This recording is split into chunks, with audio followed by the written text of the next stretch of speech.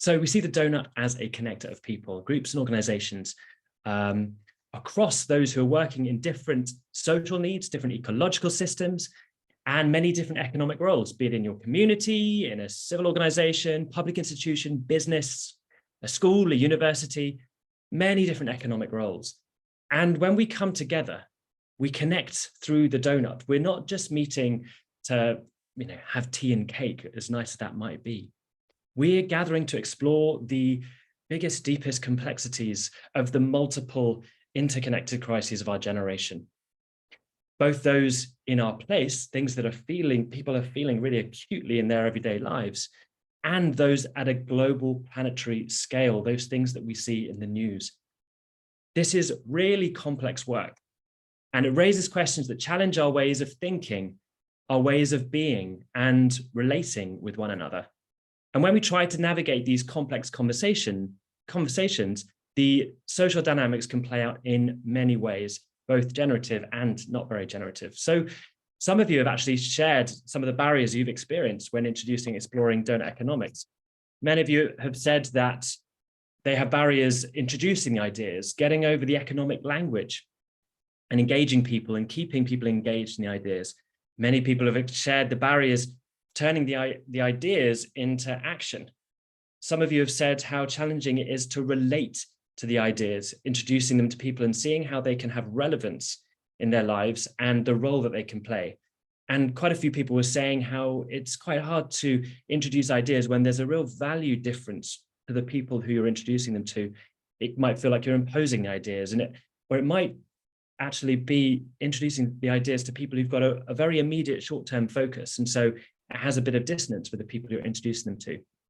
So today we're going to explore how games and serious play can help cultivate more generative ways of overcoming those barriers. And in the next 2 hours, we are going to play some games, first of all, to help you experience them and things that you can immediately put into practice, things that you can immediately use. We're going to hear stories. We're going to hear stories of how games have been applied in various contexts. We're going to see through a window into the game design process and have hints and tips for how you design your own games.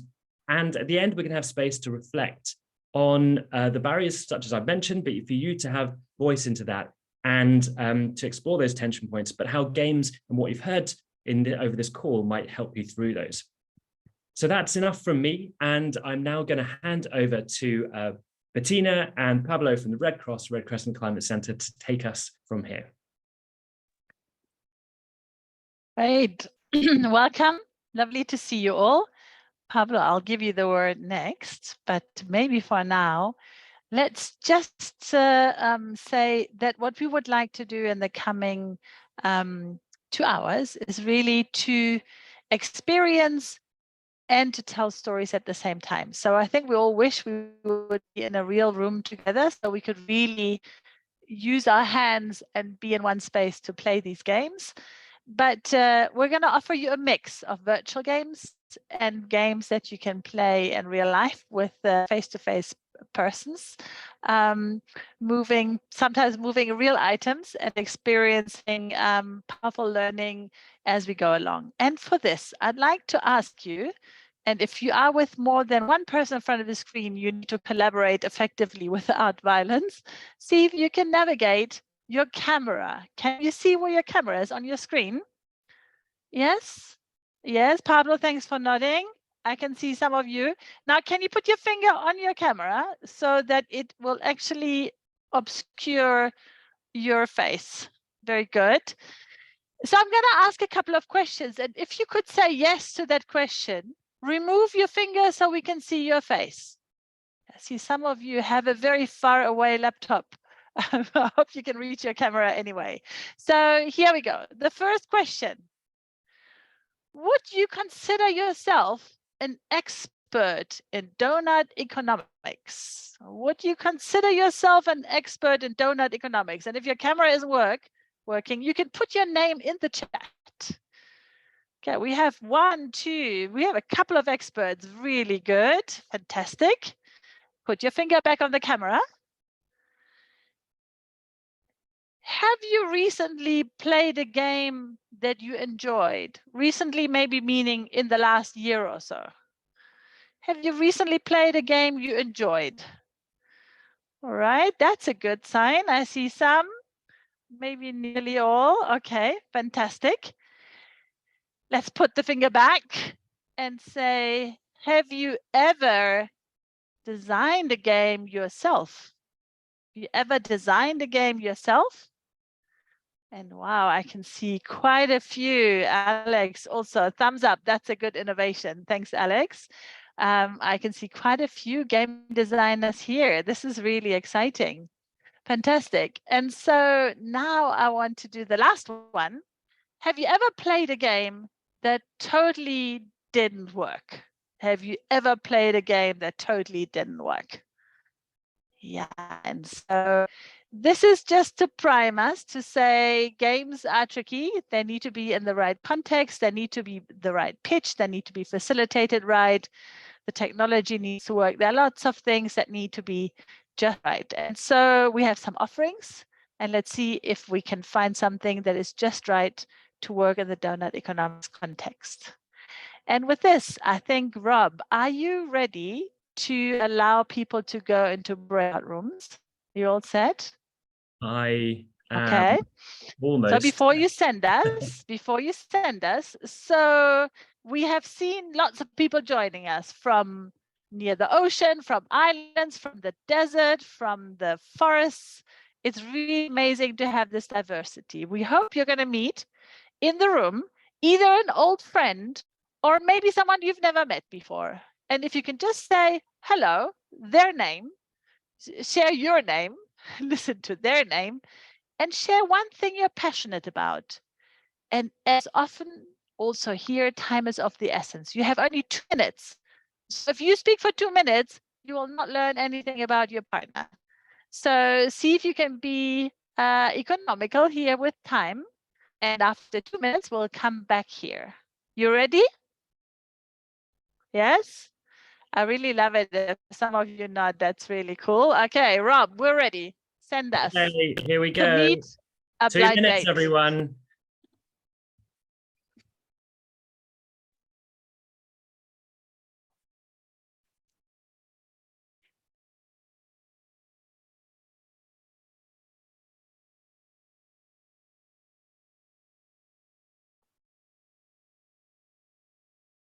Are you there? If you haven't been able to go, we'll be back. People will be back in just a moment, so no worries about that.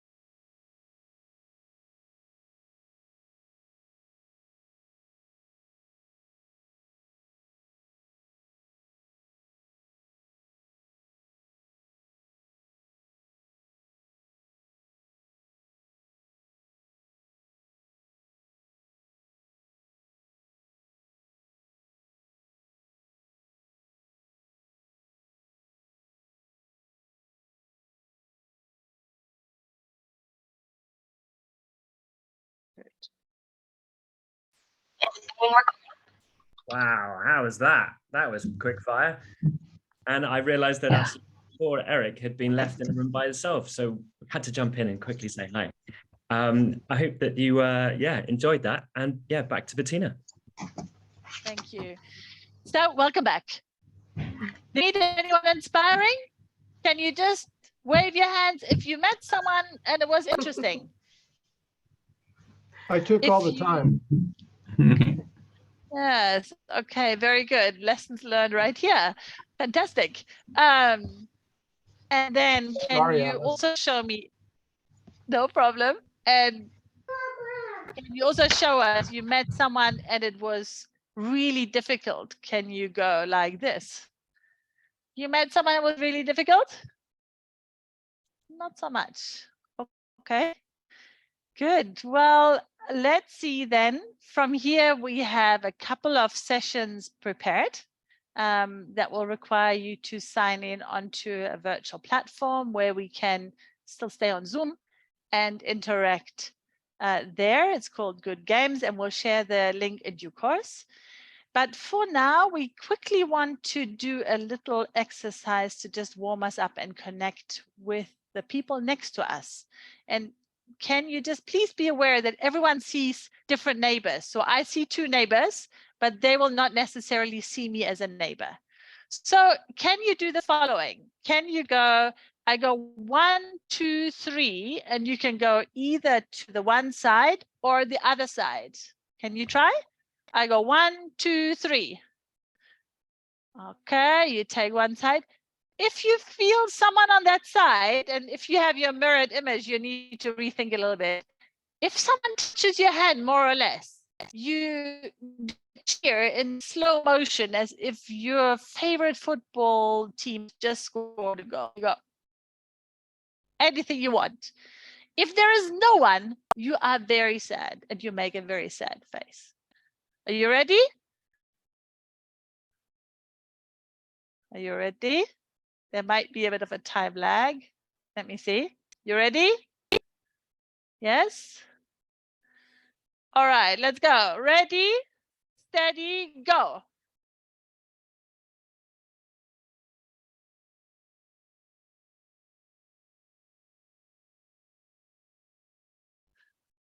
All right, some sad faces right here, some happy ones. Very good. A last one. You have one more chance to try out happy or sad face. Are you ready, steady, and go?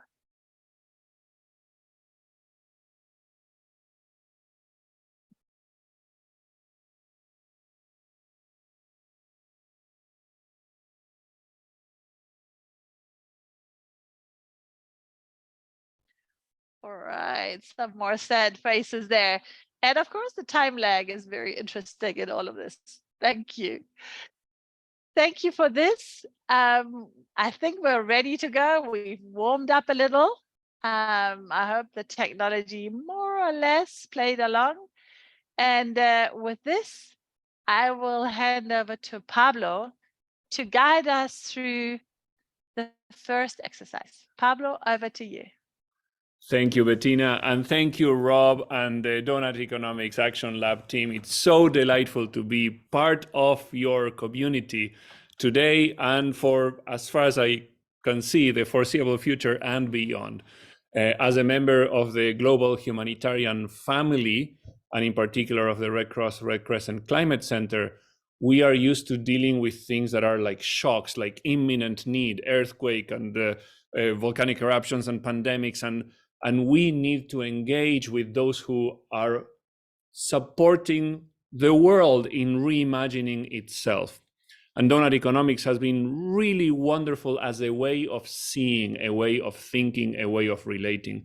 And this event is the first joint event between the Doughnut Economics Action Lab and the Red Cross Red Crescent Climate Center to try to find how we can work together to jointly accomplish what we each want to accomplish and we want the other team to support.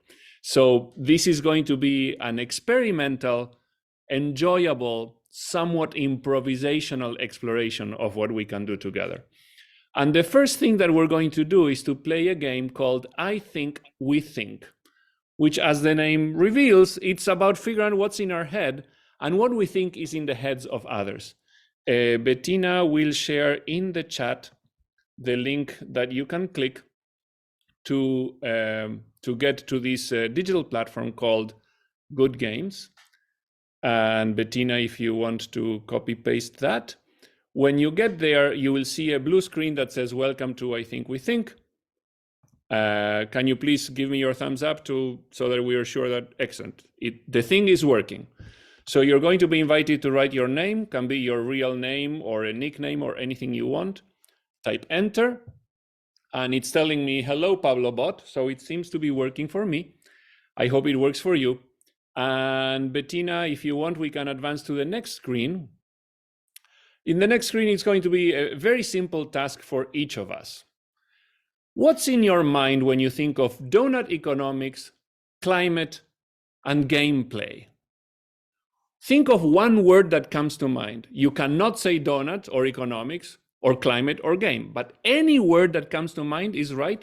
Type it in your first line.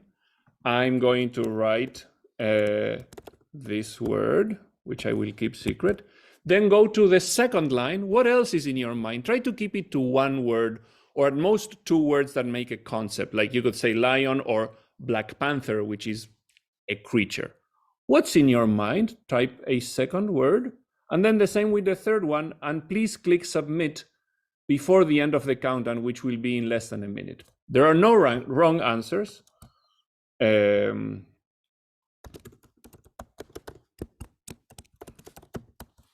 I'm clicking submit. Let's give you about 20 seconds. What's in your mind? If you showed up to this event, it must be that there's something about the Doughnut Economics approach and or the climate and or games and play. Bettina, let's put some pressure on the participants. You can start the countdown. 10 seconds to go. Please push the yellow button, submit. And of course, there's 80 of us or so. So maybe there are some similarities, maybe there are some differences. The time is up. We advance to the next screen. And in the next screen, your task is to guess, what do you think that other people answered? If you think that everyone thought exactly what you think, you can write the same first word, the same second word, the same third word. If you think maybe they're thinking some other term, then write the first word that you think the rest of us have in mind, same with the second and the third. Here's the trick. For every time that someone wrote the word you're guessing, you get a point, and you're trying to get as many points as possible. And if you write them in the correct order from the most popular to the least popular, you get an additional 5 bonus points. So how good are you at guessing what this community that has come together today is thinking of when thinking of Doughnut Economics, climate, gameplay? So I'm going to write my first one.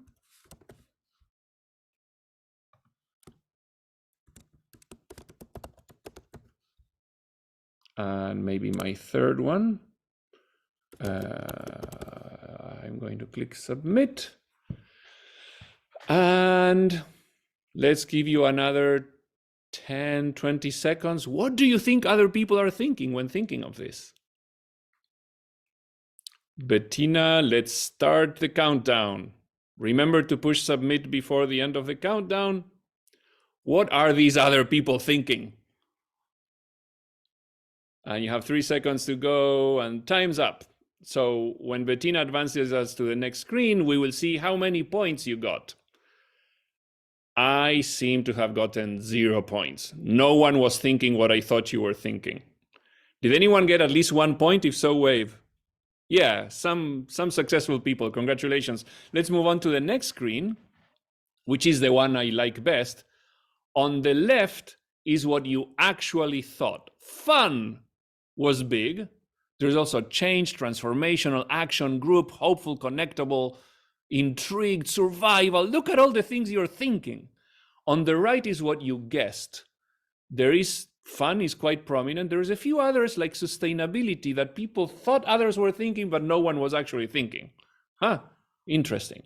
So we will share with the organizing team these 2 word clouds, so you get to see what's in our minds. And of course, we can use this. We have used it a lot when coming together, say, the National Meteorological Agency that knows how to make forecasts about hurricanes, and the disaster managers or the Farmers Association. And they notice that different people have different ideas, and language reveals diversity, commonality, tensions, and conflicts. And there are ways to make this game happen in person. We're talking with Rob and team about how to have maybe some experiment when people are face to face, doing a version of this with paper and pen and some thinking. So thank you for playing along. We have been using this game a lot. And again, the word cloud alone can be part of a final report about an event that you may be convening. It's usually entertaining, useful, and fun. With that, we're going to move on to the next game, which is called All Caps Rant. Bettina, would you like to advance us to the next one? I see a question from Francisca. The Good Games platform is subscription-based, but so what we have agreed with Kate and the team, we as Red Cross humanitarians can use it in a very beneficial way, but you can find ways either to subscribe or to create, especially for the face-to-face version, which is the main focus of this activity, to play on material-based gameplay. We will share more information at the end, I think. So you should be able to see a blue screen that says All Caps Rant. Can you give me your thumbs up if you see that? Good. So here's what we're going to do. Very often, there are municipalities, national governments, UN climate conferences, universities that bring people together and have a session, a workshop, a conference, a training about economic systems and how they could be changed, or about climate change and adaptation, or about risk management.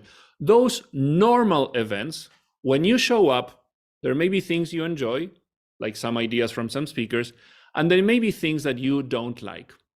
So the question for you is, what is wrong? What is annoying? What is infuriating about normal events? Normal events about the things that matter to you, that make you want climate and Doughnut Economics to be cared for.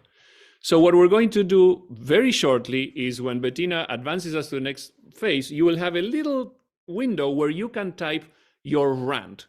We invite you to not say just one word like boring, but to say, why are these events so freaking boring? Exclamation point, exclamation point, exclamation point. And then you press enter and you submit and you start writing the next one, and you will see what others are writing. Everything is anonymous. No one knows who wrote what. You have 90 seconds to rant as prolifically as possible. What is wrong with normal events, given that we have to change the word? Bettina, get us started when you're ready. We often have... Just hang on, Pablo. Yes. Okay. I hope everyone has signed up, because the 90 seconds will go very quickly. Angela, I hope you managed to sign up.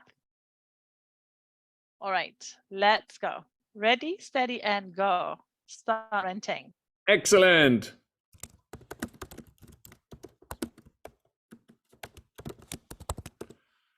Yes, look at that. Keep it coming. Imagine punk rock in the background. Whoa, it's hard to keep up. Yes. Try to make your ideas sound like ranting, not just one word. Make it sound, the text is furious, annoyed, tired. Thank you. Wow, you guys are prolific. Half of the time has gone through. What else? What makes you furious? What's wrong with all those boring workshops and classes and events? Keep it coming. 30 seconds to go. Extract juices from your brain. What else is wrong? Yes, yes to all of that and more. What else? Wow. I want different, said someone.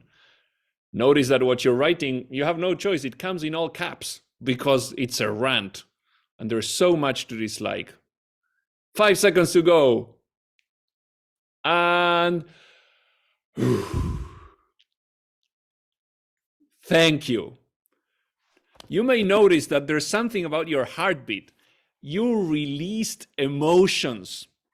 One of the things that we notice is that unfortunately, too many events, especially about changing climate risk, about transforming the world for a better economic system, the events seem to be intentionally designed to live in the head, in the world of cognitive stuff, and to suppress emotions. And we have found that to the extent that we can safely enable those emotions to surface and to be seen in a way that is not abusive or violent, but that shows how much passion is in the room, it can help us mobilize the creativity, the candor, the attention, the imagination that is needed to make more happen. So with this, I think I'm going to pause the rant. We're going to pick up on what you just ranted later and give you a taste of some of the things that we have done in the past playing games. I have been to 17 consecutive UN climate conferences. Believe me, it's infinitely boring. The COP seems intentionally designed to fail by emptying people from their sense of being alive. And the same can happen when you go to a village in sub-Saharan Africa that gets flooded occasionally because they're farming in the floodplain. And when I started working with the Red Cross, I used to be a full-time researcher on climate and disasters. And almost 2 decades ago, I would go to communities and try to explain science and very successfully put everyone to sleep. Until I started trying new things to engage participants. And Rob, if there's a chance to spotlight me so that when I show this, people can see it in a somewhat bigger way. This is a photo of, thank you, of one of our workshops in the Caprivi Strip in sub-Saharan Africa in the Zambezi River. And you can see those folks, it's part of a flood preparedness workshop. Look at those bodies. Those muscles are seriously engaged, while their faces reveal that they're having a blast. And neuroscience shows that when you're emotionally engaged in what's going on, you're much more likely to form lasting memories and to remember the thing that happened then at the time of future need. We are working with game designers, and we are ourselves becoming designers of games to help tailor the way in which people imagine what can go wrong, come up with lists of ideas of what could be done about it, and then enable candid discussions on how to address those things. Play certainly engenders trust when it's appropriately designed and facilitated. And if we want things to change, we need trust to be part of that because it accelerates what we do. Not only do we play games with communities at risk, we also play games in the highest echelons of decision making, including global conferences. And here's a photo of yours truly in the White House. I was one of 130 people in the room. I was the second speaker after lunch. I was sure that there would be brain dead people in the audience. And so instead of doing the usual, which all my predecessors had done, we each had 5 minutes. Hello, my name is so-and-so from organization this and that. There's this very serious problem. We're trying to offer this solution. It works. Here's a graph, here's an equation, here's a photo of a happy farmer. Give us some money. I said, hello, my name is Pablo from the Red Cross. And this is not a Frisbee, it's a hurricane. If it hits you in the chest, you're in trouble. Everyone please stand up. We're like, what? And they woke up. Maybe because someone else stood up next to them, and I explained simple rules: throw a couple dice, then throw the Frisbee. If it hits you in the chest, you're in trouble. Otherwise, you can sit down to represent evacuation. But if you sit down over here and the storm or hurricane goes over there, you're in trouble. And they figured out the rules of the game, and they came up with their own early warning system. And in 5 minutes, everyone is having a blast and realizing the importance of connecting early warnings with early action. Play can help you and others turn something that is strange, like the science of hurricane predictions, and turn it into something familiar, or turn something familiar but wrong, like the premises of conventional economics and selfish behavior, and make it realize that it's actually strange. And finally, we've been playing games with technical experts, like my colleague Andrew and I spent 4 days training NASA experts on how better to align their tools, satellite images, models of climate, etc., with what the world needs. And we even had sessions that were intentionally designed to be playful, where we took advantage of the venue, which had a little bit the aesthetics of a stand-up comedy club, and we created playfulness where they would report what they were doing, and other NASA experts were told, you're no longer who you think you are, you're a journalist with a time machine. What's the headline of what may happen if this tool is used correctly or incorrectly? Each table, please come up with one good news headline, one bad news headline. Everyone paid attention to what was being said, and they were very candid in explaining how the thing could be misunderstood, misappropriated, etc. And we have been using the headlines game in virtual conferences, in face-to-face conferences, helping people imagine a world where Doughnut Economics is the way we organize ourselves, or where things go catastrophically wrong. So there's much, much more that we could do, but I propose that we invite Bettina to share a few other examples of how our team has been engaging people of very diverse backgrounds with games. Over to you, Bettina. Thank you, Pablo. And I'm going to share a couple of more ideas, and then I think we take a short time to see if you have any questions or comments, thoughts that you'd like to share, because I see in the list of the rant, one of the things that really upsets people and is totally annoying is if no time to ask questions. So yeah, we take your feedback seriously. Thank you. And here we go. So I think often when we talk about engaging with games, it's important that it's connected to the content. Also, it creates a little bit of a magic, a moment of surprise, a little challenge, something unexpected that brings you just to the edge, but not over the edge of what is comfortable. So here are a couple of games to do in person that we have tried in the past. And I'm not sure if you can see this the wrong way around or the right way around. This looks awkward. Okay. Can you see it the right way around or the wrong way around? Yes, it's the right way around. Okay, very good. So the negotiation game is one where basically you ask people to form 3 groups. And in the 3 groups, one group will get 2 blunt pencils. The second group will get 1 sharpener. And the third group will get 10 pieces of paper. You ask each group to come up with a name of their group. And you say, now you have 10 minutes to submit any pieces of paper as possible with the name of your group to the facilitator. And you say there's only one rule, and the rule is no violence. It's a very simple set of instruction. It needs to be very tightly facilitated, and you let the groups negotiate.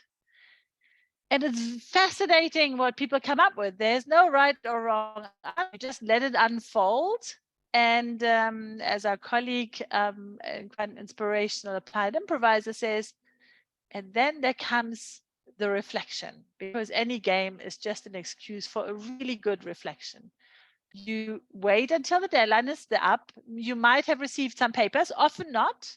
I played this once with farmers. They were very innovative. They just broke the pencils into pieces. Everyone was writing and they submitted lots of papers.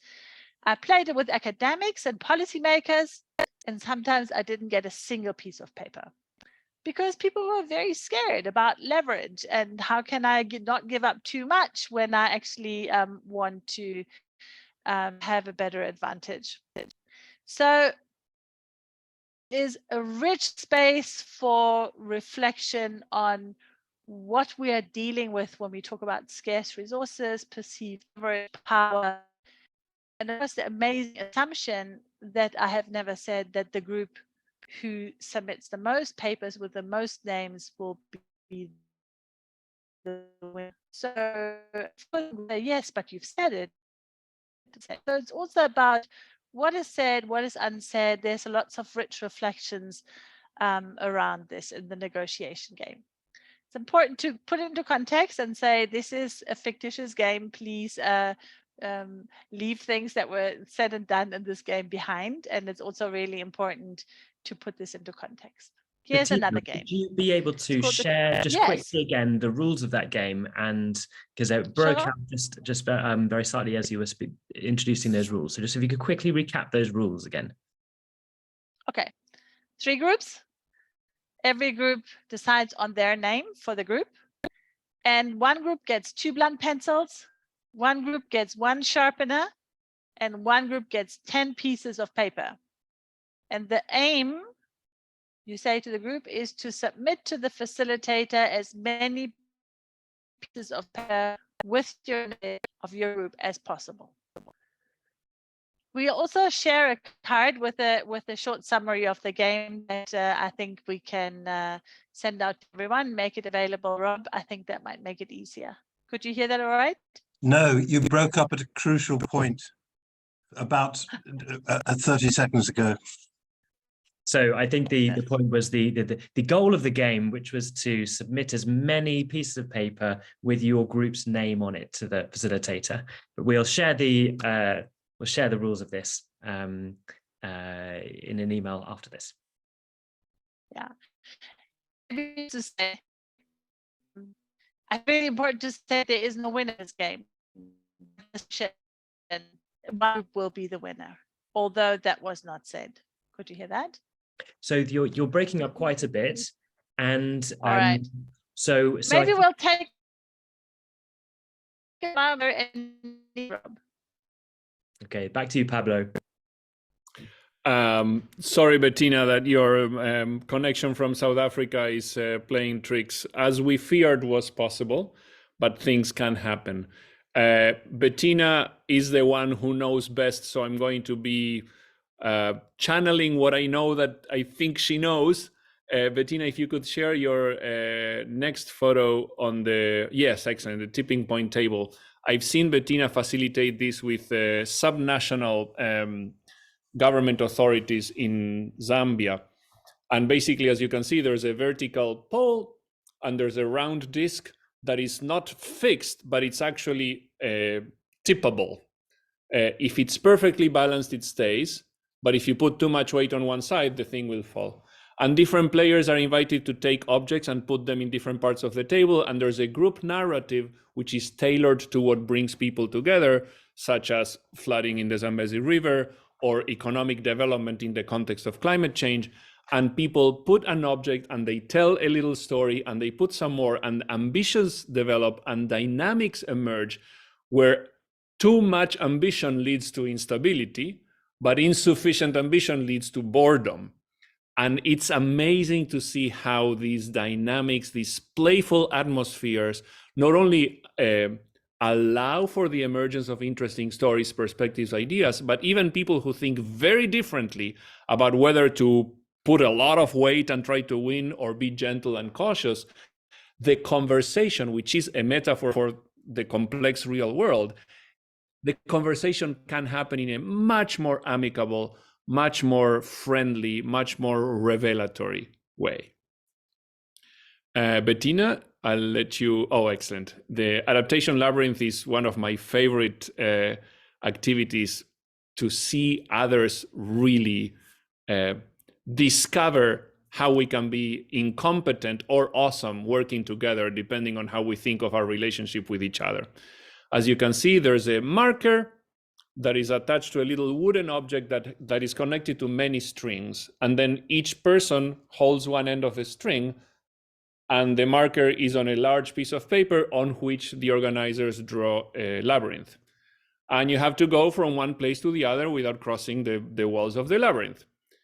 It may seem simple to do, but guess what? If I strung one end of the string, there's nothing I can do to force the marker to move in the direction and at the speed that I want. Everyone has to move in harmony. And it's amazing to see the frustrations, the incompetence, the fury, the compassion. And eventually groups tend to figure out how to find their way through the obstacle course, the labyrinth. And often Bettina invites people to then take a blank piece of paper and without speaking, draw something that represents what was learned. And people can draw a smile, people can draw a lightning bolt, a logo, but it's fascinating to see how barriers to communication can lead to improved communication. And that's one of the beautiful things about games and play. It's deliberately unnecessary obstacles. You could play golf by just grabbing the ball and putting it in the hole. but having to use some obstacle makes you realize that there are challenges, that there are ways of relating to complex systems that better capture a metaphor about the world. Do we have one more? Can you advance us? Excellent. This is the most Doughnut Economics like. In the same spirit of the previous one, there's a textile flat surface with strings, and there's a few balls. There are two versions. One is the disc as you see, and another one that has, guess what? A hole in the center, the donut. And it is our goal, our collective goal, to have those balls, it can be tennis balls, it can be hacky sacks, anything like that, to move, to explore the space of possibility without going too far and overshooting, which tends to happen when you have too much speed, or without falling in the hole if you have one with the hole, because you get shortfall, you don't provide enough. And like with so many other games, which you may have seen in the books by Donella Meadows and others, this collective aggregation of individual behavior consistently reveals a lot about how our complex human systems and complex natural systems and their interactions, they lead to surprising patterns of feedbacks, of delays, of thresholds, of trade-offs, and the conversations that emerge after what is almost always a failed few first rounds and some kind of satisfactory accomplishment when people get it, they can be really transformative for group dynamics, especially when there's more than one tribe coming together, such as the experts, the funders, the humanitarian workers, the community, and so on. Bettina, if you want to unmute and complement anything that I said with more. Yeah, I hope you can hear me. There's some very interesting and fascinating questions and comments in the chat. One is, I wanted to just add, it's lovely to hear you explain these games, Pablo. Thank you. The name of this game is called Third Space. It's just a round cotton cloth, so it's very floppy. It only becomes stable when people pull the strings, and you have a lot of strings, and some people can have more strings and therefore more power than others. And I just wanted to say that I think all the games that we have shared here are so-called frame games. So you can change the outside structure, the contents, what the balls stand for that you put on this cloth, for example, and you can make it fit your purpose of what you want people to experience. And maybe just a last comment, there was a question to say, how can you reflect on this? One of my favorite questions is to say, so how does what you have just experienced relates to your practice or to your project or to this team, whatever your context is? Because I think people can then say really challenging things that they wouldn't easily say otherwise. They could say, you always made that thing so high, like here, and I was so annoyed I couldn't even see the balls, and in the project I feel like this. I sometimes have no idea where we are going. And this is something that without a game, it would be maybe very hard to voice. So I think games can surface this. And the real magic is to really design a game in the flow of a process.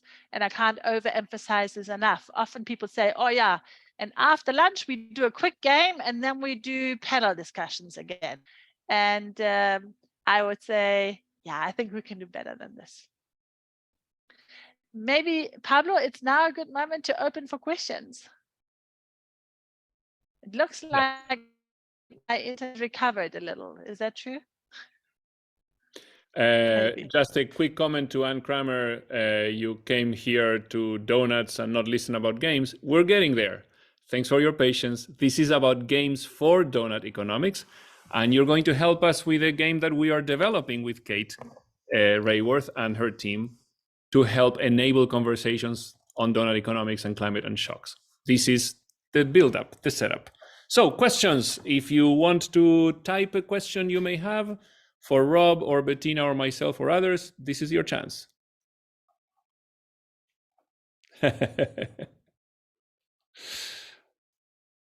Hunger is in the air.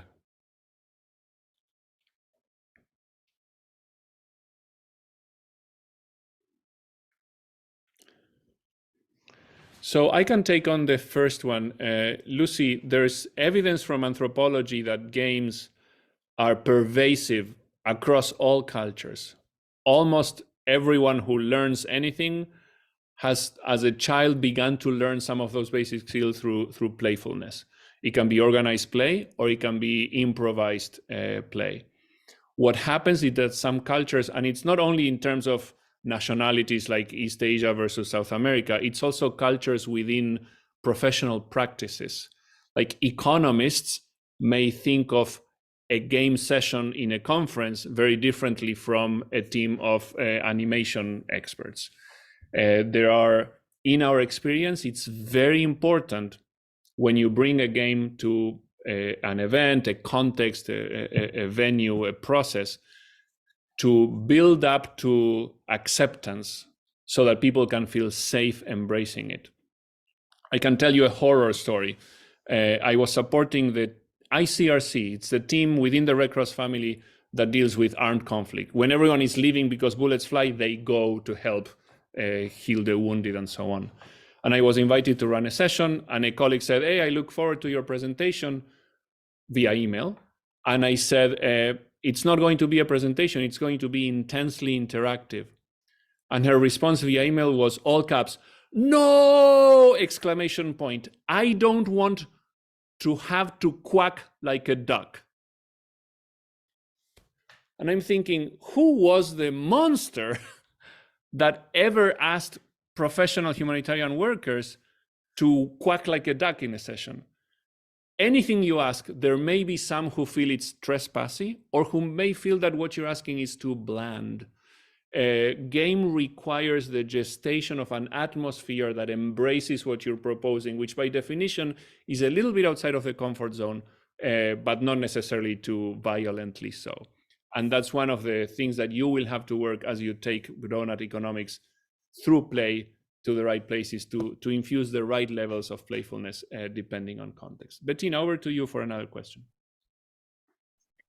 Maybe I can tackle some of the questions around what about cultural context? What about if people are resisting to games because they feel it's ridiculous or they feel it's too childish or not enough content?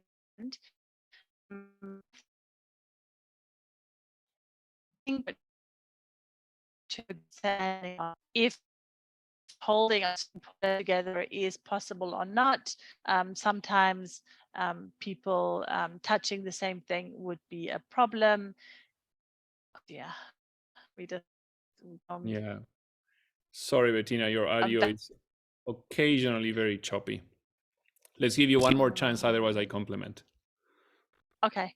And maybe just to say that I think if you have people who don't want to play, ask them to be an observer and see what's happening, and then ask them for their reflections afterwards. So especially if you have very senior persons who are, they might not want to hold the string puller, but they might want to share a reflection to see what has happened and what does it mean for the bigger picture. So you keep them engaged without pushing them. We're all adults, so I think opting out always needs to be an option here. Pablo, over to you. Yeah, and to complement that and to address many of the additional questions, there's usually two main reasons why people may be resistant or straight violently against engaging in games. One is when the game may expose something about an inability. Like, I'm very incompetent kinesthetically. I'm not a good, mover and shaker. If someone throws a ball, I may catch it or not. And if the ball requires fast catching and athleticism, I may look like an idiot, and it's not necessarily good for my professional life to look like an idiot in the face of peers or donors or etc. So it's very important to design games that are not exposing what may be perceived as a weakness that doesn't want to be shown. And one has to respect whatever reason someone doesn't want to engage, it's their choice. Someone has to build the space for the absence of embrace. There's another reason why often people don't want to engage in games, which is, I am too important to give my important time to this superficial, childish thing. And that happens especially among some characters. And in my opinion, it's okay to let that, I call it arrogant behavior, manifest itself, because then those who join, they have a blast. If the game is well chosen and well facilitated, people really learn. And games are consistently, the ones that we favor at least, games are equalizers. In that thing with the strings, you can be a subsistence farmer or you can be the president of the largest corporation. You're just holding one string and you cannot force others to do so. Some people who like being above in the hierarchy, they may not embrace an equalizing activity. That's exactly why we like games. We prefer a more equalizing dynamic. I want to celebrate Andy's comment about fearless curiosity. We find that too many times the events are designed to, at best, unilaterally communicate something that someone thinks or said, and there isn't much room for this fearlessness of a loving kind. We find games to be particularly suitable for exploring the complexity of systems that involve humans and other stuff like physical objects or nature, but in a way that enables, by definition, mechanical engineers know this, play is freedom within structure. It's exploration within constraint. There is a lot that games can offer to examine how complex systems work. There's more questions that can be addressed, but we have a few more things. Bettina, do you want any final remarks before we move to the next one? No, I just want to say maybe there's a question on what is the most important transformative impact, and maybe I would like to share one if you can hear me, and that is that in the city of Lusaka, we used to play a lot of games as part of a city learning lab, which was an iterative process of having learning labs, and we started very small, quite humble, and we had more risk-taking games.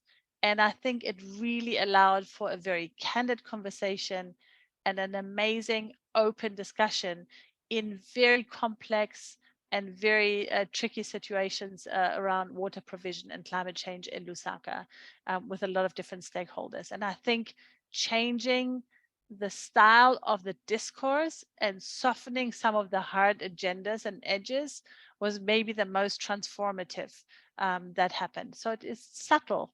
It's not like bringing you a solution. I think a lot of people design a game to say, and then you play the game and you have a solution. And I say, no, that's not the point. The solution can come before or after the interaction, but it's about bringing the softness to a conversation that I think is really key.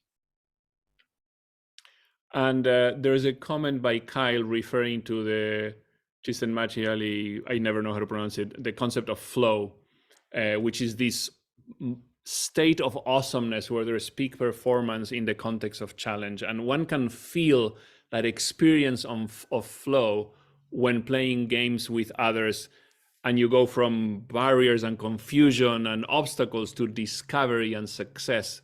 It can be very, very good. So we're going to now share with you 5 minutes of a taster of our most successful game, in that we have established early warning systems. We have transformed the way the humanitarian sector funds its own preparedness operations, not only because of the game, of course, but in part helped by the game.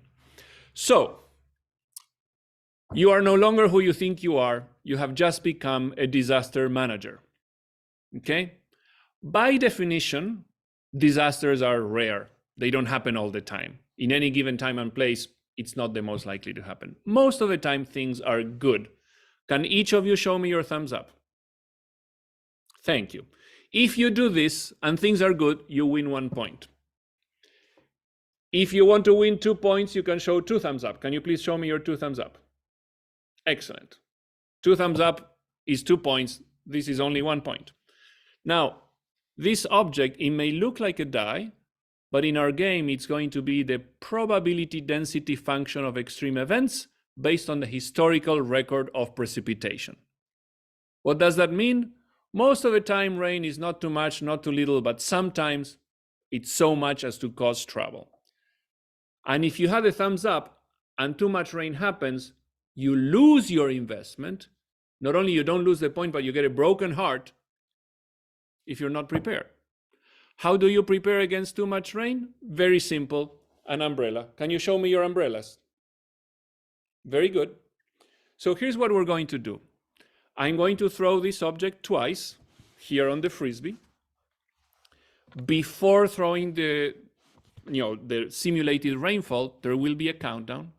Before the countdown, each of you has to express with your hands, are you going to go for 2 thumbs up, which gives you 2 points if there's no extreme event? Do you fear 1, 6, and then another 6, which is very unlikely but possible, in which case you can do 2 umbrellas? Or do you think 1 and 1 is okay? Because maybe 1, 6 happens. When the 6 happens, if you have an umbrella, you shout hero and put your umbrella down because it was used. So what are you going to do? I roll this twice. If a 6 happens, you have a crisis unless you have an umbrella. 2 thumbs up, win 2 points, maybe, or 1 and 1, or 2 umbrellas. You have 10 seconds to make your decisions. What are you going to do? You have 5 seconds to make your decision. If you don't decide by the headline, you're fired. And 5, 4, 3, 2, 1, and stop. I see most of you have either double thumbs up or 1 thumbs up, 1 umbrella. Here comes the first roll. Whoops. I assure you I didn't intentionally manipulate it.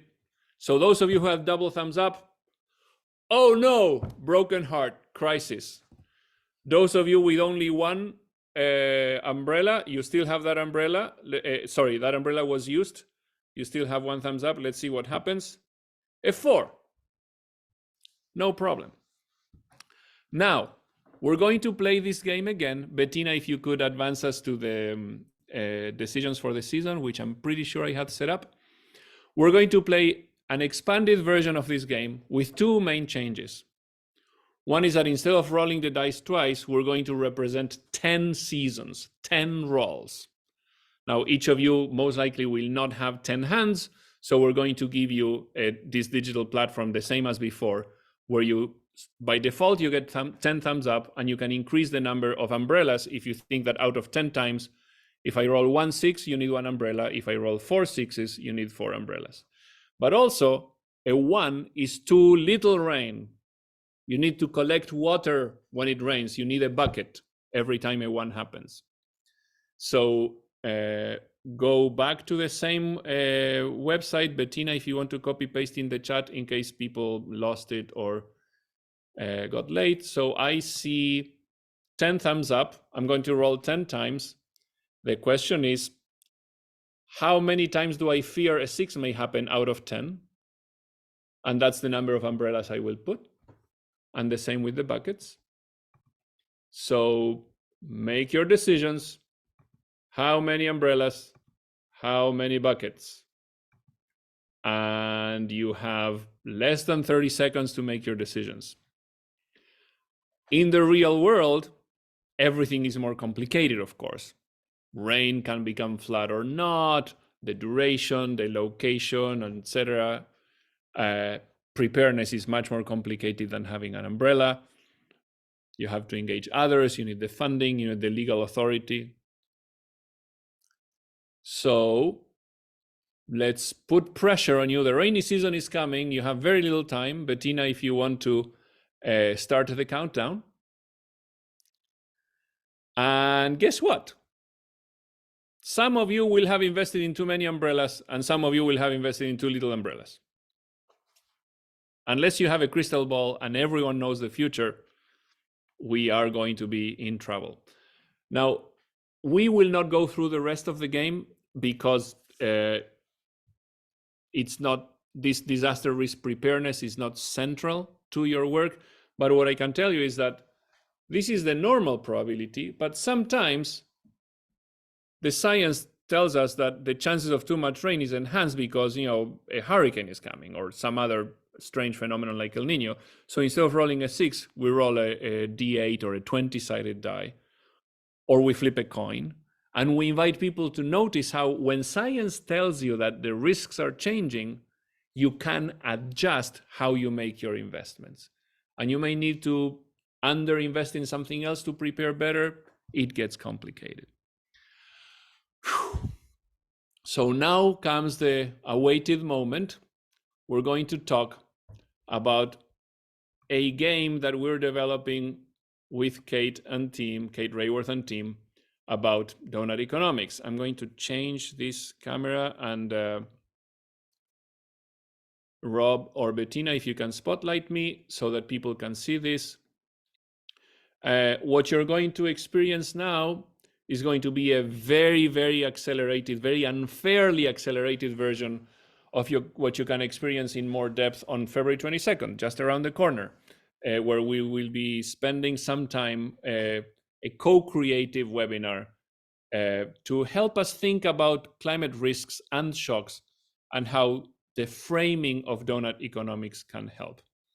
Now, what I'm going to share with you is building extensively on the book, Doughnut Economics, especially the chapter that has to do with embedded economy.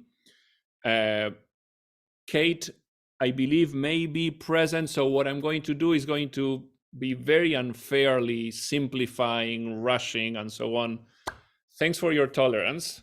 We will get you, dear friends, starting with Rob, to be part of this game where we're going to stress test ideas on how Doughnut Economics can help us in the humanitarian sector deal with shocks. If you are part of the Oxford University class that Kate is teaching right now, you will have seen this slide, Mr. Keynes saying that economists, they tell you that things will be flat after the storm, but guess what? We need to know how things behave in a time of turbulence. John Robinson said very eloquently that any model that tries to represent reality needs to capture instances of change, instances of rough times. We as humanitarians constantly live in that space of shock, the space of instability, the space of disequilibrium.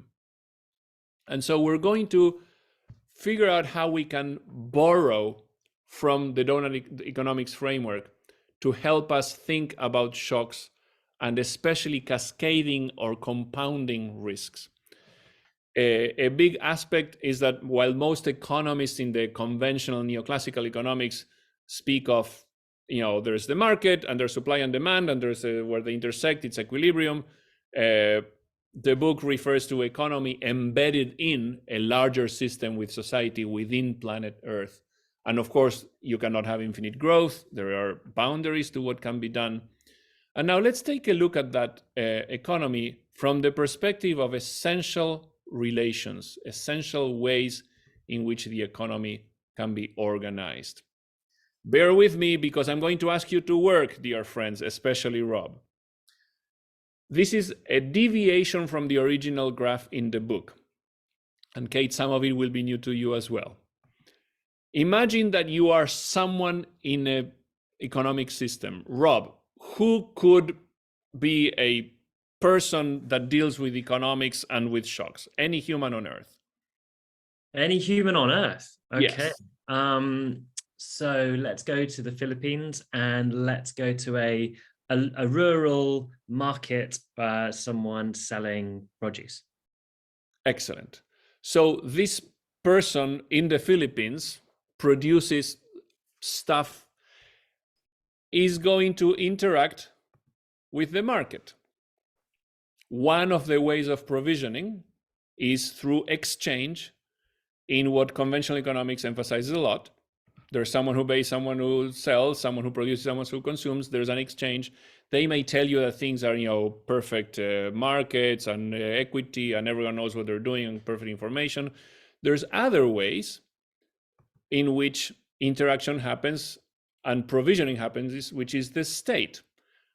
May I invite each of you in the room to type in the chat, in what ways may this person from the Philippines interact with the state, whether it's the national state of the government of the Philippines or a municipal state.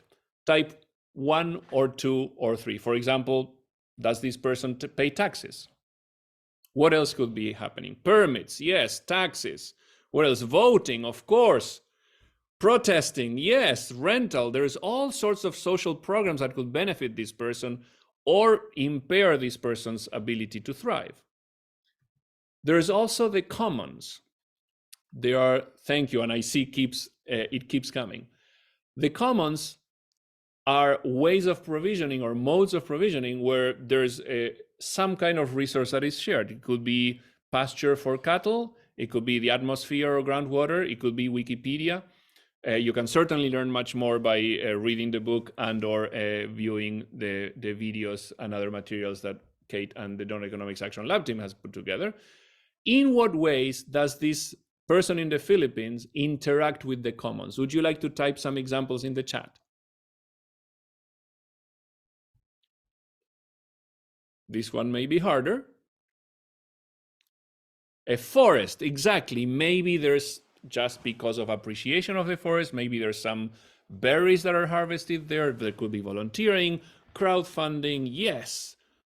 Growing produce in harmony with the forest, woods, maybe there's the need for firewood for cooking, all sorts of things. And of course, there needs to be multiple persons or entities who work together to steward together these commons.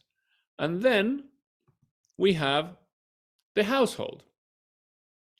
This person may be someone who provides care to someone else, or may be benefiting from care for someone else in the household. Would you like to write in the chat any description brief of what kind of provisioning could be given by this person or received by this person in the household? Go to the chat. Elderly parents, feeding others such as children, cleaning, of course. There's a lovely story in the book about how in the household, people learn how to use the bathroom. Imagine a large corporation where people didn't learn how to use the toilet. What would be the economic value of that? Knowledge, all sorts of teaching. Look at that. That's very prolific.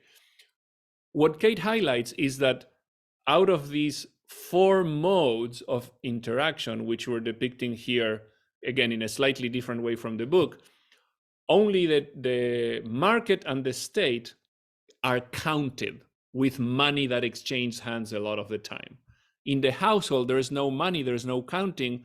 The mother teaching the child to behave well or to use the bathroom or caring for the grandparents may not be counted as the GDP or not be valued as it should be. And the same with the commons.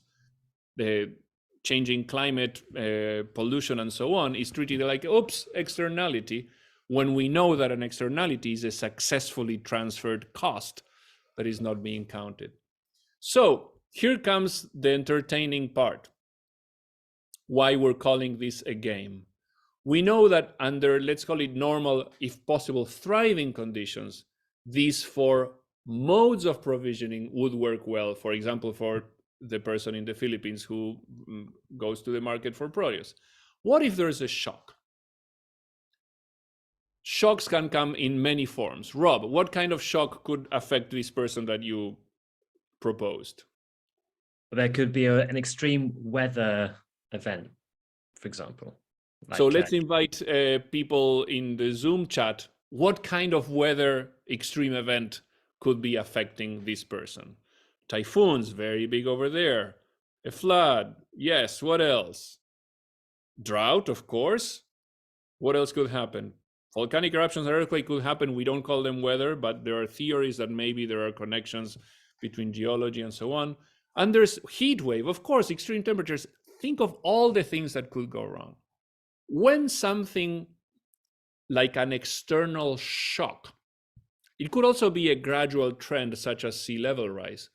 When it hits a specific location where this person is, there can be consequences that modify, that alter the way these modes of provisioning perform. For example, let me make myself a little bit more semi-transparent there. The market, when thriving, there's exchange. I give you my potatoes, you give me money, or you give me money and I give you my time for work, or some other form of market exchange. But there could be a disruption. the dotted line represents that something that used to be there is absent.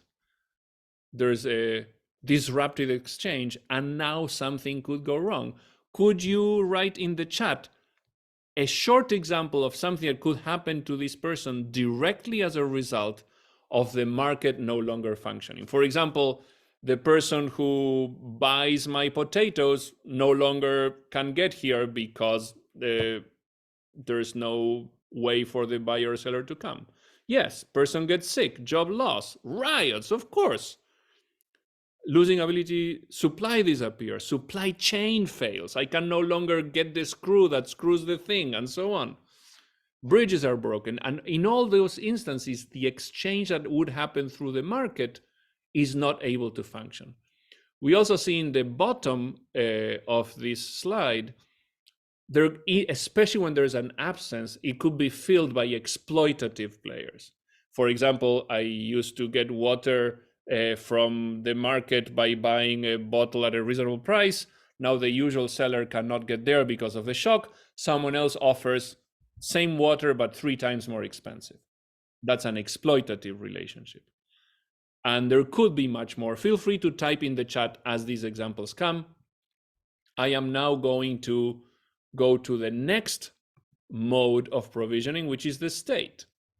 The state could be providing on a normal day or receiving on a normal day, but if there's a disruption, as we see now happening with the earthquake in Turkey and Syria, it may be that state services are no longer being provided and someone cannot receive what's needed, or maybe the state is captured by persons or entities that have oppressive inclinations. Would you like to write in the chat what could be manifestations of this state as a mode of provisioning gone wrong either through disruption or through corruption? Exactly. Imagine all the things that could happen to this lady in the Philippines if each one of those were incarnated. Exactly, yes. And some of this, as extreme as it sounds, human trafficking could be facilitated by persons who embody the state. I'm from Argentina, and there was a time where some people in some police forces, they weren't fighting crime, they were facilitating crime, including, unfortunately, human trafficking. There's so much, as well as, thank you, Jeremy, no windfall taxes. That is another manifestation of things gone wrong. Let's move on to the next one. For the household, under normal circumstances, a child is cared by the parents or one of the parents or some family-loving member. If something happens and the carer dies because of the typhoon, the poor 10-year-old child may be abandoned, or a 15-year-old child may have to drop out of school and go take care of things, or there could be corruptive forms of household behavior that lead to abuse. And feel free to write in the chat if you want, but I'm going to advance us a little faster. The commons also are at risk in all of this because there's plenty of things that could happen. Commons are usually, it's not just the forest or the groundwater or the atmosphere. It's the social relationships that enable that shared resource to be treated as something that stewardship cares for it.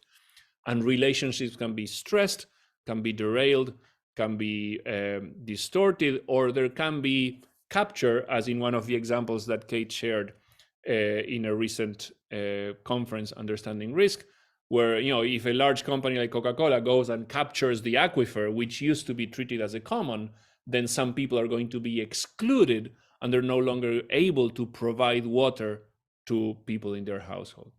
And I see many, many more examples emerging. And of course, each one of these things relates to the donut, both in the sense of shortfall. Maybe this person and her family will not be able to provide water, food, safety, and many of the other things that are in the inside of the donut, as well as in some ways making things worse in terms of overshoot. It could be that it leads to more deforestation because there's no more electricity and we need to cut the forest for firewood, for example. Now, why do we call this a game? First, let me show you this one so you see the matrix with all the modes of provisioning and how things could be derailed through disruption or corruption. Well, it turns out that there could be one thing triggers another thing. For example, the market disrupted by a typhoon could lead to an impact in the household. In what way? So this is no longer the direct impact of the typhoon on the household, is the typhoon impacting the market, maybe in some distant district, and then that impacting the household. So what we are going to do now, let me see if I can stop this we are sharing and go back here. Rob, let's invite participants to choose another person, no longer that person in the Philippines. Would you like to harvest from event participants? Who are we going to be talking about? Some other person. So yeah, put in the chat, anyone else playing another economic role across any of the four that Pablo's described: household, state, public, the market, the commons, and to put a name of someone in the chat. So the first one is a banker. Thank you, Melinda. That's a good challenge there. So that's our role, Pablo. All right. So we have a banker. Can we propose a specific location for this banker, or a specific kind of bank? The word bank is very different from the Ethiopia Savings Association of Tigray. Yeah. So Bank of America. All right. Interesting. So Bank of America is a global corporation. In Argentina, it was called Bank of Boston, and then became Bank of America. And we have a very powerful banker.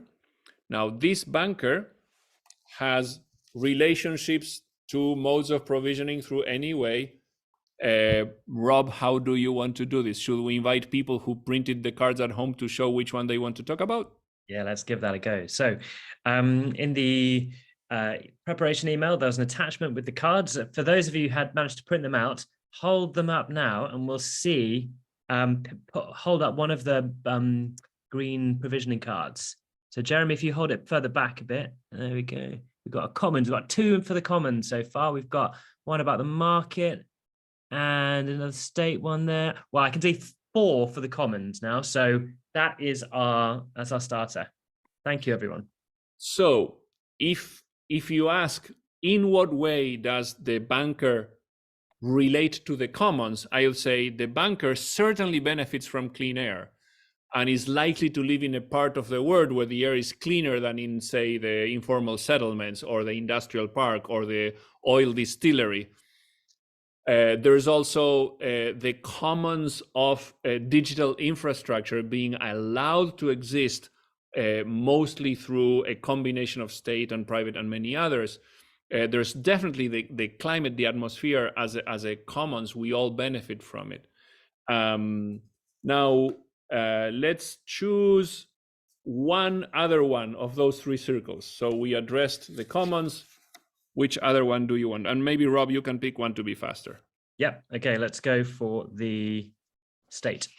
Here okay. Where is it? Oh, I didn't have it there. It's here, the state. How does the banker relate to the state? Well, definitely there's some lobbying going on to reduce their own taxes, to deregulate their ability to make money, to have more ability to invest in what they want, as opposed to being told invest in this and not that. I wish that were different with the fossil fuels industry. There's also supposed to be tax payments by the person and by the bank. And there's all sorts of things that allow the person and the bank to benefit, such as road constructed by, etc. Now, let's invite the crowdsourcing. Which shock do we want to talk about to explore how it affects everything? Type in the chat. What local or regional shock? It could be one that was mentioned before or something else. Miranda refers to recession. Yes, massive flooding, earthquake, severe air pollution, a heat dome. That's an interesting one. Extreme heat. Let's go for that. So there's an extreme heat event, and what could happen to the banker? Let's look at the household. So the banker had the household of the banker, probably with a nanny. And now this could happen. Why? Can someone type in the chat what led to the household of this banker to go from a somewhat functioning to a disrupted or absent? Yes. Air conditioning fails. The home is no longer able to provide grandma with adequate temperature, and the mother or grandmother of the banker could be no longer protected because the household is not able to provide the protection. But it's also the result of something else. It may be not just the air conditioning unit. It may be that something happened with the shock affecting the market because the private distribution of electricity collapsed, or the state failed because there was hydropower disruption because of the transistor blowing up in the state-owned things. So we will not be able to do it now, but imagine a game where each player has all of these cards, and you are part of a workshop convened by the Red Cross or convened by Doughnut Economics, where we're trying to explore how one thing can trigger another thing, which can trigger another thing. Compound risk, cascading risk, effects that are often not anticipated by humanitarians, by government entities like the emergency management agencies and so on. So we are developing this card game where I show a card, you say who you are. You show a card, we have to come up with a state relationship. Someone shows a card, how does that affect when? And then you show the lightning bolt, what's the shock? Again, my apology. I mean, if we wanted, we could send people into a breakout room, but let me do the following. Bettina, could we advance to the gallery, please? In the digital platform, we have this very simple activity where you will basically be invited to view many of the cards that you just saw. In the beginning, they will be just simple forms of relationships. In the second tier, it will be, you can advance, Bettina, to the next one. So I see enter your name, and when I enter my name, I advance.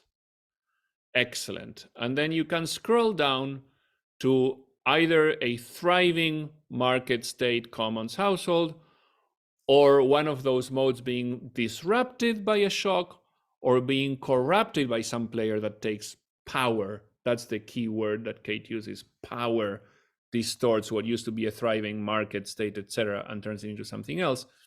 And then near the end, you will see a few examples of something gone wrong in one of these four modes and an arrow indicating that something else is affected.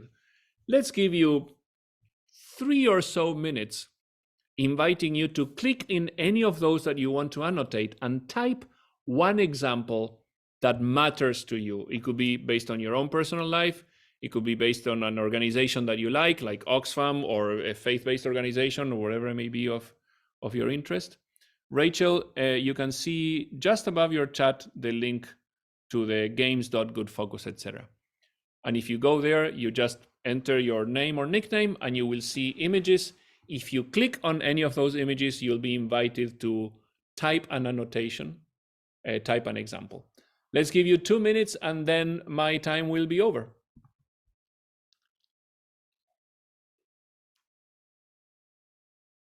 Let's give 2 minutes. Choose one or two and write one example.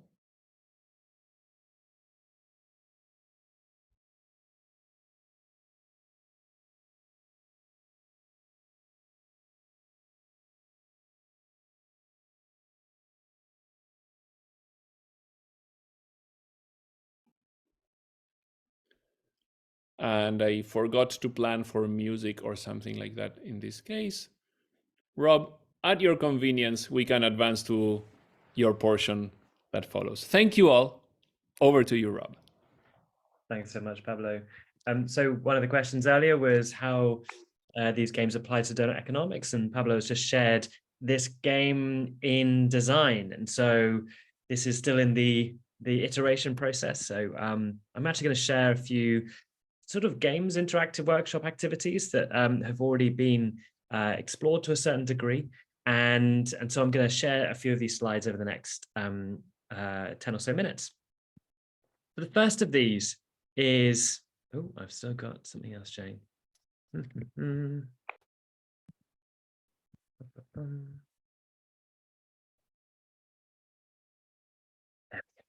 So when we think about the idea of the donut, it can be very conceptual. It's got a playful name, but when we show an image like this, it can be very hard for people to relate to it. It's based in science. It's based in the UN Sustainable Development Goals. It's got a lot of complex words relating to it. So how can we introduce it in other ways?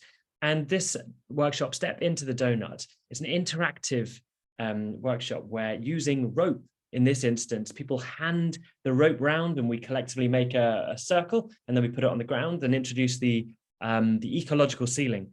And then we create the inner circle, the social foundation, and then we move around the space and explore what it feels like to stand in overshoot, what it feels like to stand in shortfall, and what it feels like to stand in the donut. In silence, it kind of allows people to sort of think, feel into the ideas.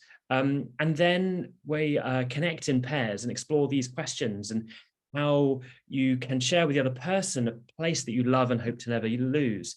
Then we think about the inner boundary and think of something that's enabled you to be in the workshop that you're grateful for that others might not have. And then to think about the space of the donut, a gift that you can bring to helping your community or humanity get into the donut, anything from making a great hot drink to being a whiz at Excel spreadsheets.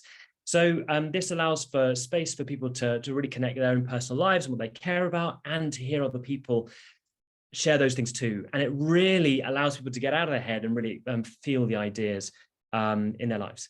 And it's proved quite an effective tool to sort of introduce the ideas. But one of the things we offer to places, communities, cities, neighborhoods that are looking to bring the ideas to their place is the idea of unrolling the donut.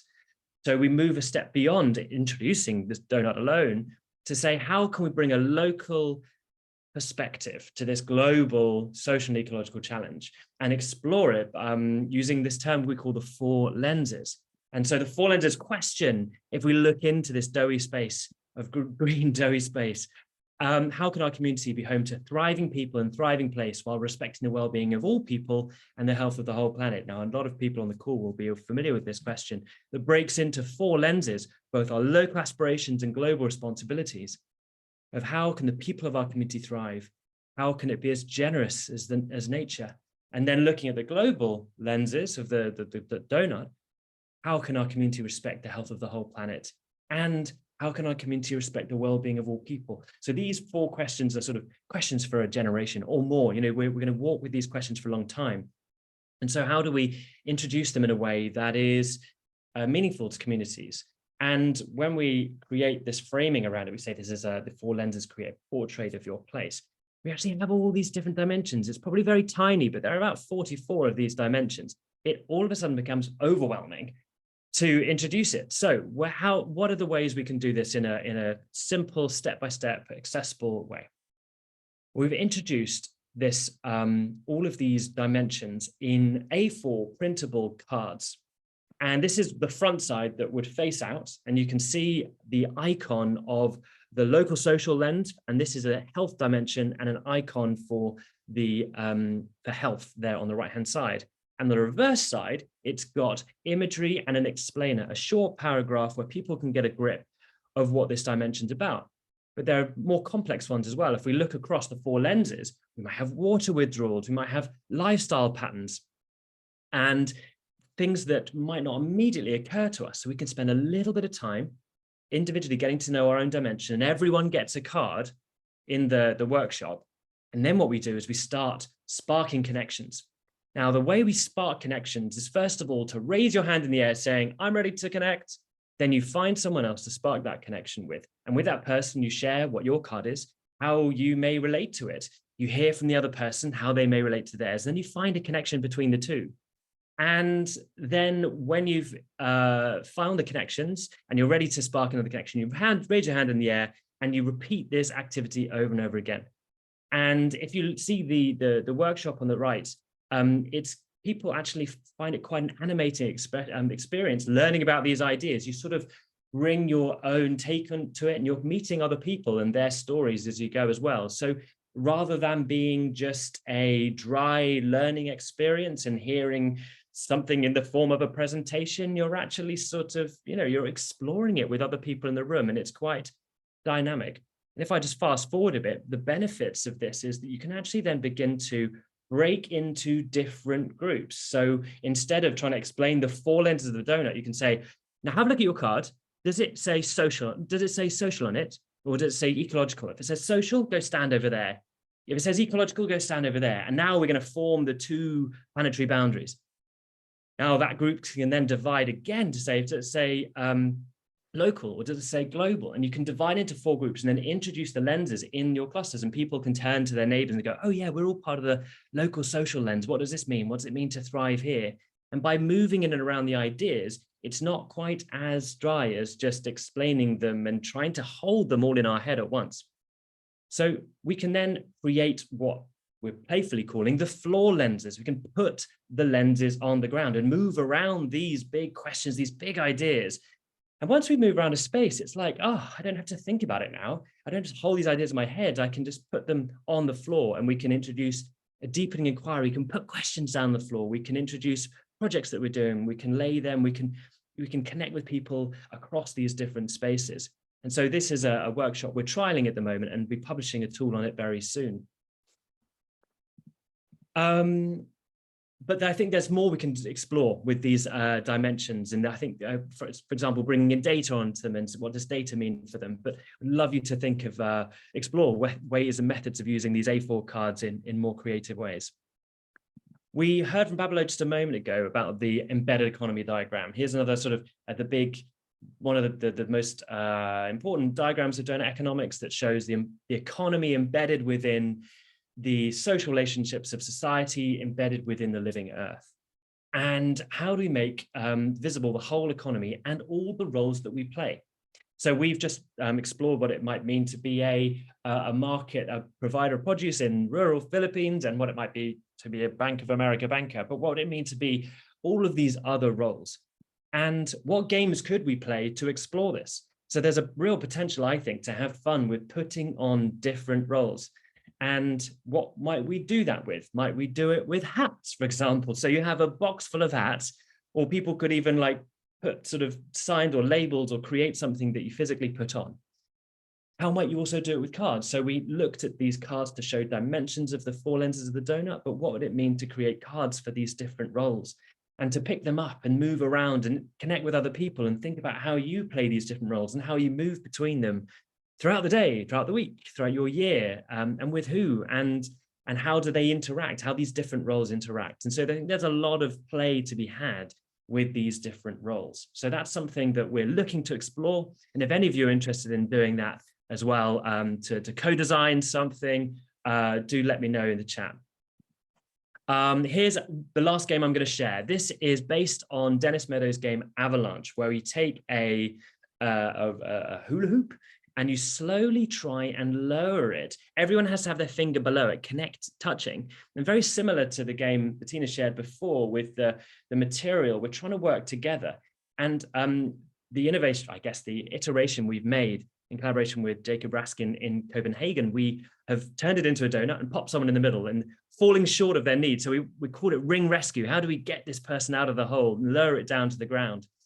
And it can create feedback loops where people don't realize why it keeps on going up when they want it to go down, because it's quite hard to collectively lower it whilst all staying in contact. And people might start blaming others as saboteurs, or say, oh, you let go of your finger, you're a freeloader. And it can reveal relationships of that sort of a microcosm of maybe relationships that we have as it within our different economic roles. So we're potentially all collectively aiming to lower this, but why is it going up? And so it opens up, as Bettina and Pablo said, this really powerful space for questions afterwards. So just to sum up then, we've got these games already published on the Doughnut Economics website, doughuteconomics.org, and we invite you to pick them up, innovate with them, create new methods, and do share in the chat if you're excited to or wanting to explore these more, co-create as well.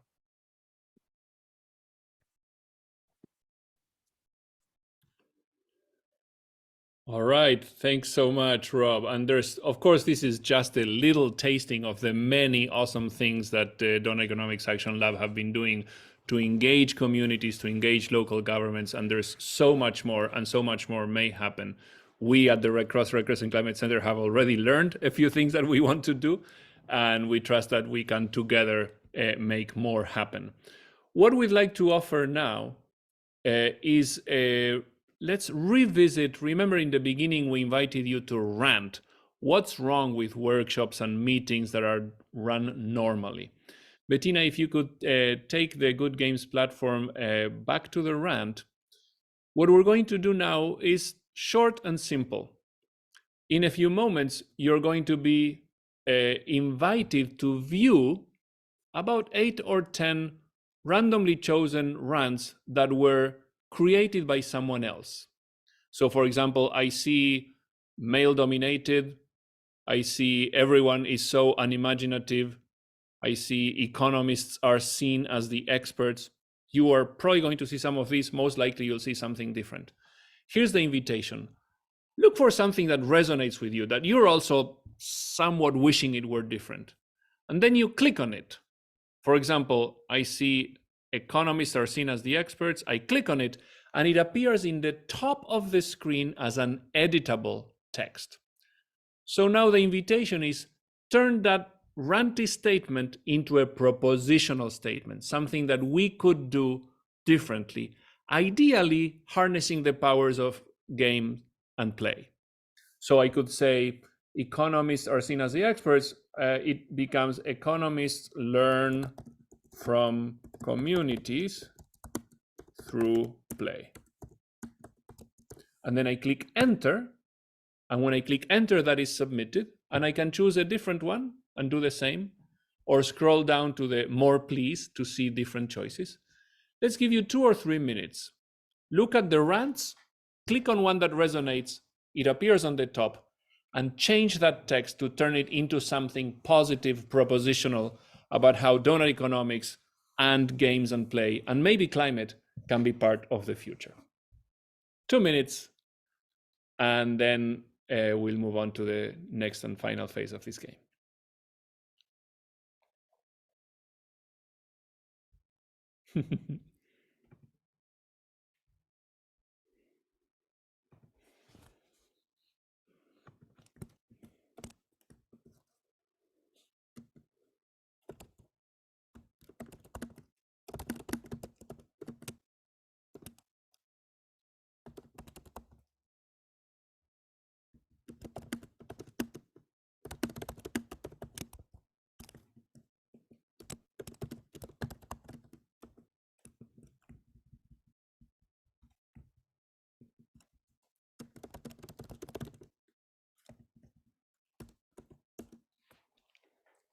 Remember, you can click in the bottom where it says more please if you want to see something else.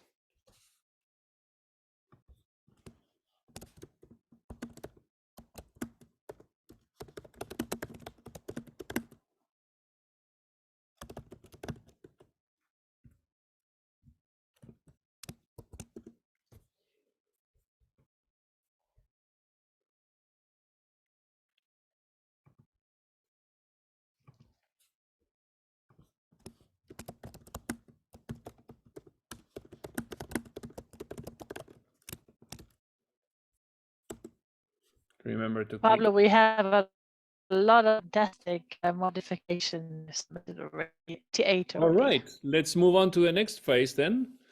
You may have many more ideas, but what we're going to do next is to invite you to, you're going to be presented with a randomly selected original rant that was turned into some proposition. And then your job is to help us all see it or not. Bettina, if you want to advance us to the next phase. Excellent, here we come. So I see something as it was, and then the arrow saying what it became. I can vote it up if I want others to see it. I can vote it down if I really disagree, or I can skip if I'm like, whatever, let's see some more. Okay, this one I like and I vote it up. There you go, you get the gist. Try to be discerning, don't vote up everything, don't vote down everything, so that we can see what bubbles up and what's most resonant. Let's give you a minute or so and savor what you see. Don't just define whether to give it visibility or not.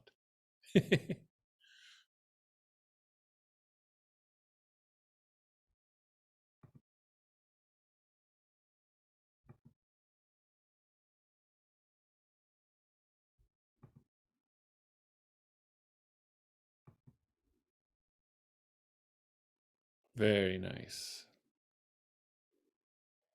Let's give you another 30 seconds or so.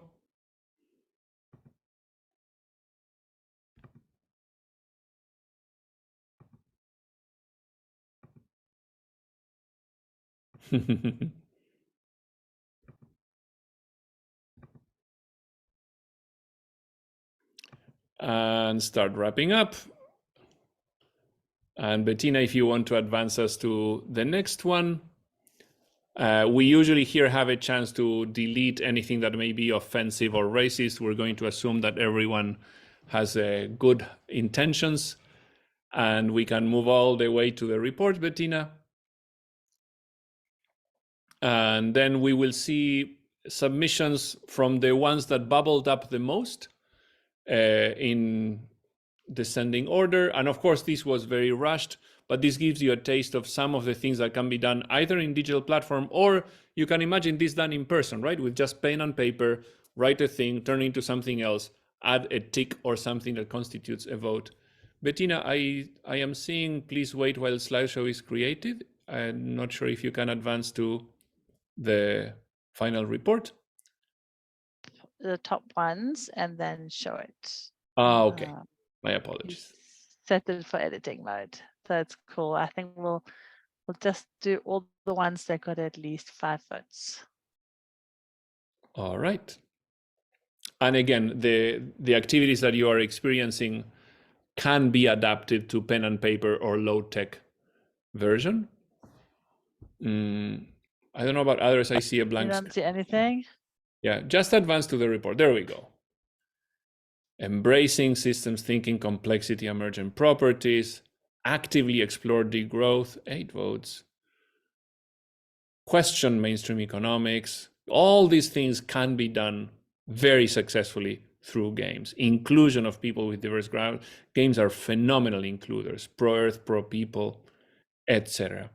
So, with gratitude to you all for giving us the chance, I'm going to bid farewell. I'm going to copy paste in the chat the Climate Center's webpage and the Good Games webpage. Again, Good Games, it's a thing that you may need to subscribe, but more importantly, the Climate Center has plenty of of tools that you can do on your own for free. And with that, I'm going to pass it over to Bettina. Yes, I think we have a couple of minutes to maybe open the floor and say, what are your thoughts on using games? What are maybe your experiences and how you have used games already? And can I say, it would be really lovely to hear your voices if you'd like to share an experience or a story. And if you cannot hear me, maybe I'll ask Rob to take over. Or can you hear me all right? We can hear you all right, yeah. And just to add a further suggestion to this, if you want to raise your hand to say something, you can use the reactions and raise hand like that. And because we haven't got a huge amount of time, I'd invite you to share in less than a minute, ideally, what you've heard from today that you might want to start using, or ideas that it's sparked. And you might say, here's the problem I've had, and here's how I'm going to use a game. You can also write that in the chat as well. So feel free to write that in chat, but it'd be great to hear from a few of you some ideas that you've heard that you'd maybe like to start playing with. So if you raise your hand, I'll point to the people who can go. So Eric, first over to you. Yes. Hi, everybody. What I found interesting was I felt there was a little bit of a discrepancy between games that had like this experiential aspect where it wasn't all abstract and it was like an abstract simulation of, oh, let's play through certain scenarios, but like these more tangible games that actually have like some emotional investment where people then also like connect with, which give like some kind of like intuitive understanding, and not just Pablo, what you did with the dice games, for example. I found that like quite alienating because it was like, okay, it's that kind of stuff. We all know that already. And I find that very interesting. I'm interested in how the Doughnut Economic game fits into that and turns out in that regard, that it also gives us like more intuitive, emotional aspect, maybe. Brilliant. Thank you very much, Eric. Anyone else like to share? Anyone else like to say something?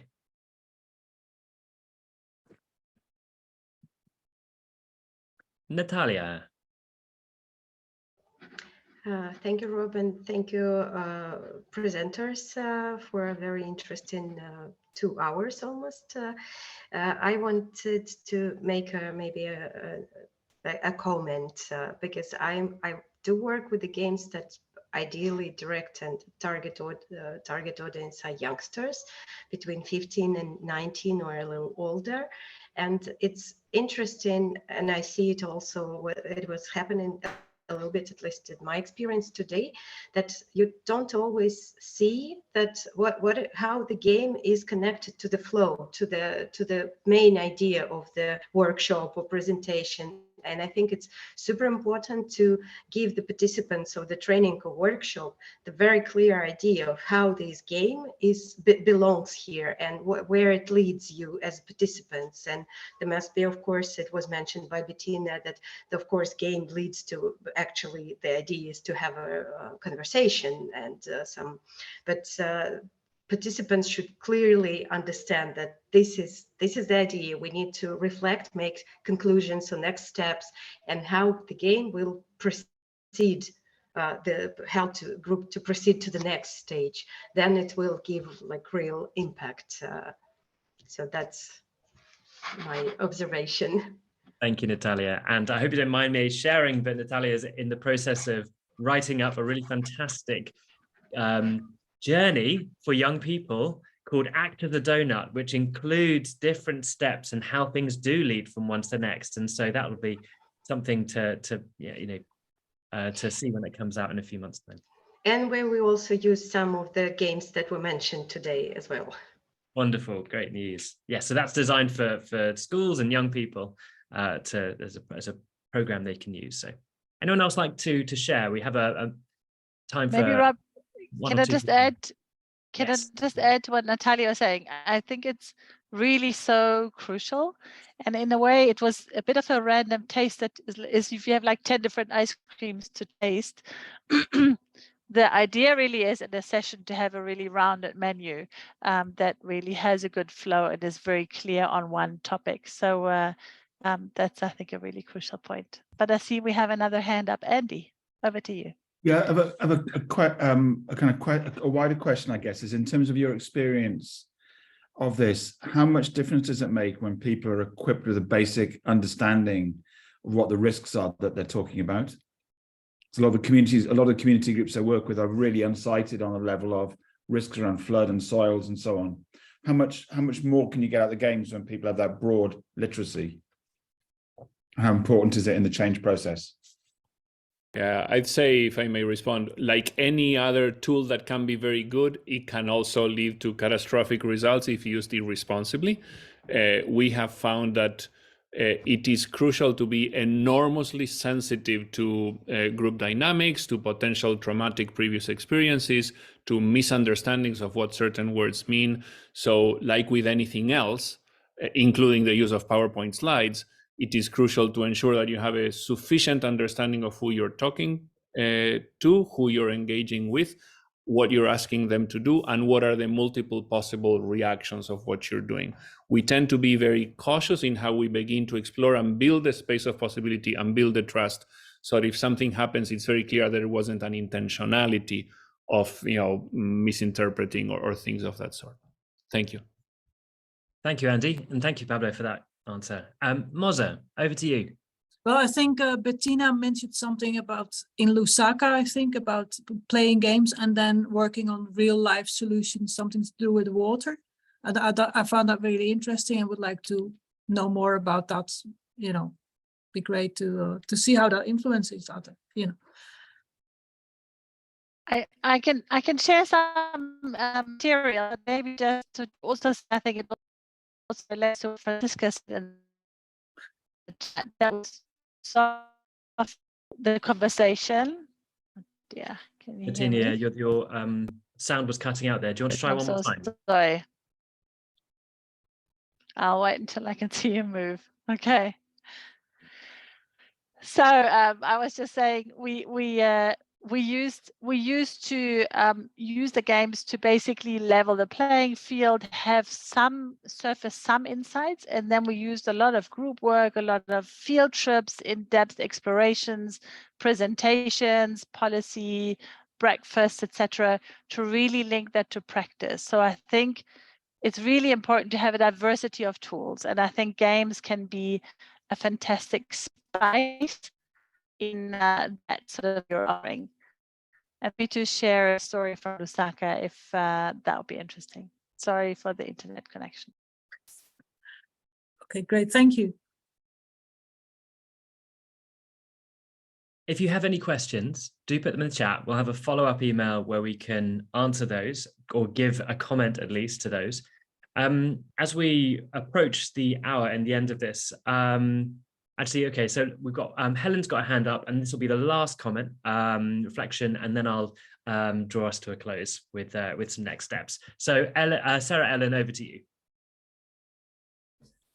So hi, yeah, I'm very much inspired. I'm working now with the government, and in order to raise awareness about artificial intelligence, data and algorithms, I was very grasped by what Pablo said in the beginning. When people are emotionally engaged physically, they're more prone or apt to remember stuff. So that maybe have much more an impact in their daily conduct at work, and raise the awareness by playing games.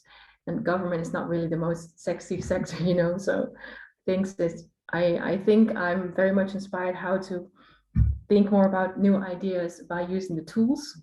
Also a freelancer, so I was already thinking about how to bring people together from different disciplines and sectors and think about new perspectives on existing problems, especially focusing on nature, culture, and future technology and stuff. So anyway, lots of info, but thanks so much for this very inspiring webinar. So far, so good. Thanks.